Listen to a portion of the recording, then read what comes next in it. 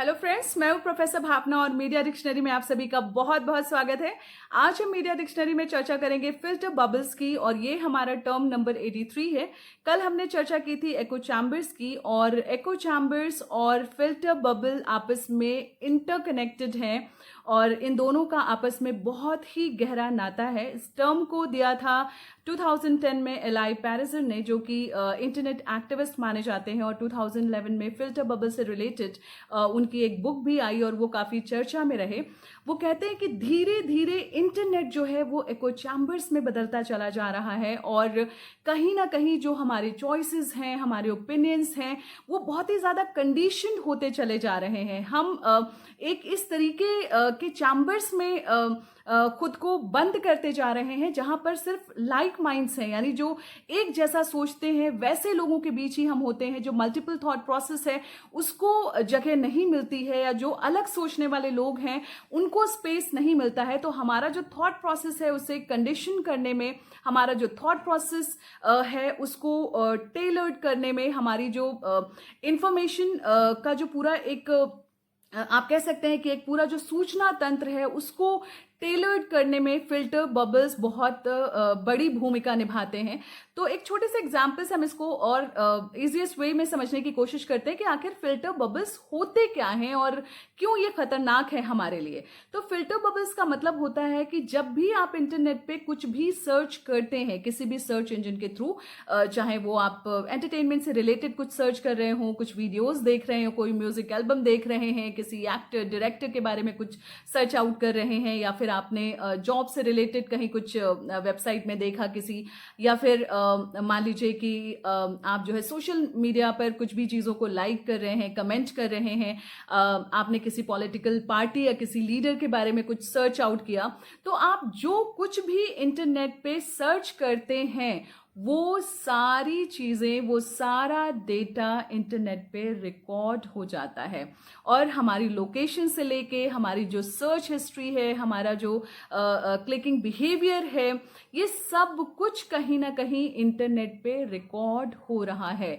और ये एक तरीके से आप इसको एक एल्गोरिदम कह देते हैं और इस एल्गोरिदम के बेसिस पे ही बेसिकली कोई भी सर्च इंजन या कोई भी जो कहते हैं ब्राउजिंग साइट्स हैं, उनको ये पता चलता है कि हमारी क्या लाइक्स हैं, क्या डिसलाइक्स हैं, और उसी के बेसिस पे जब आप फ्यूचर में कुछ सर्च आउट करने जाते हैं उस ब्राउज़र पे, उस सर्च इंजन पे, तो आप पाएंगे कि आपने पहले जो चीज़ें सर्च आउट की थी उससे मिलती जुलती ही चीज़ें या उससे मिलते जुलते ही वीडियोस, उससे मिलती जुलती ही इंफॉर्मेशन बेसिकली वो आपको दिखाता है।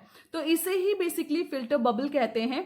और जैसे मान लीजिए एक और छोटे से एग्जाम्पल्स इसको हम समझने की कोशिश करते हैं। मैं एक मीडिया एजुकेटर हूँ। अगर मैंने किसी सोशल नेटवर्किंग साइट पे जो वेरियस मीडिया एजुकेटर ग्रुप्स हैं उनको सर्च आउट किया और किसी इस तरीके के मीडिया एजुकेटर ग्रुप्स को ज्वाइन किया, तो जब भी मैं उस सोशल नेटवर्किंग साइट पे जाऊंगी तो वो मुझे और जो मीडिया एजुकेटर्स के ग्रुप्स हैं उनको दिखाएगा, उनके ऑप्शंस को दिखाएगा।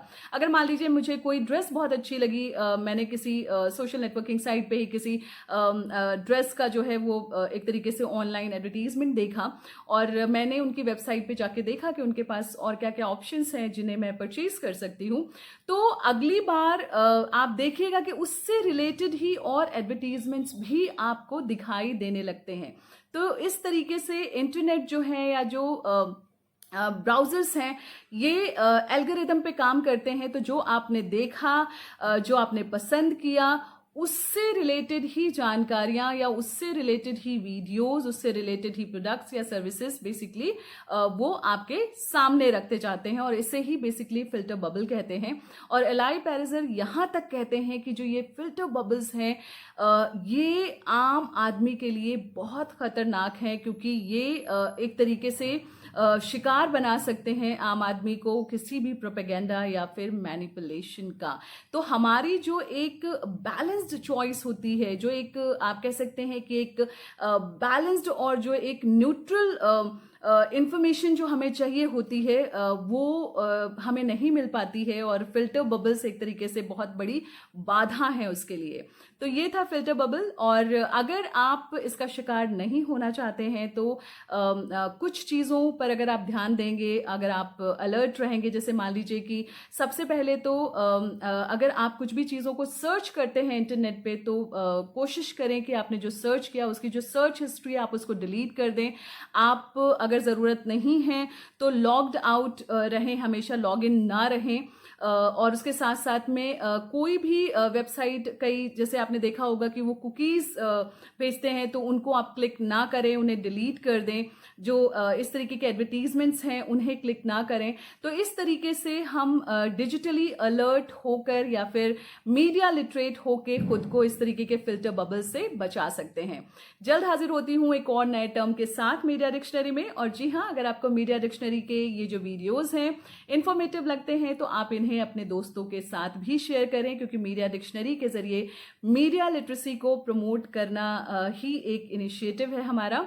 और आप मीडिया डिक्शनरी यूट्यूब चैनल को भी सब्सक्राइब कर सकते हैं। Thank you so much.